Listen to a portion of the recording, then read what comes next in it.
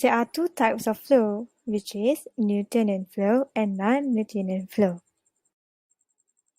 Newtonian fluids are those with a constant viscosity that depends on the temperature but is independent of the shear rate applied. One can also say that Newtonian fluids have different proportionality between the shear stress and the one that have shear rate of the laminar flow.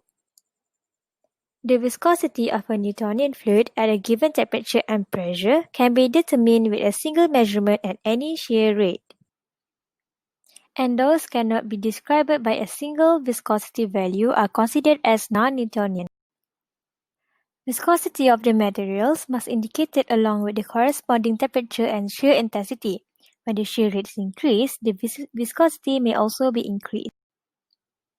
Viscosity of non-Newtonian fluid can also be time-dependent. The viscosity is a function as the length and frequency of successive shear applications.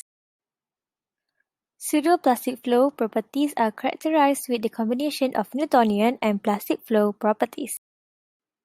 This indicates that the viscosity and fluidity are not constant.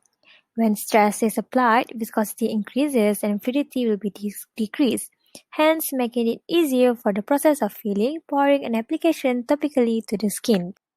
When stress is reduced, viscosity decreases and fluidity increases.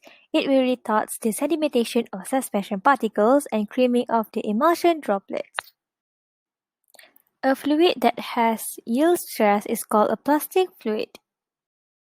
The practical consequence of this type of flow behavior is that a large force must be applied before the fluid begins to flow like a liquid.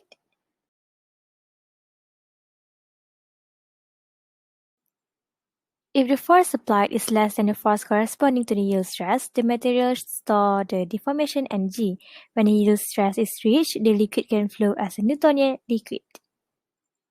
Dilated fluids, also known as shear thickening fluids, are those in which the visible viscosity decreases as the shear rate rises. Under zero shear conditions, the particles are packed tightly that the vehicle is sufficient to fill at a low shear rate, for example pouring.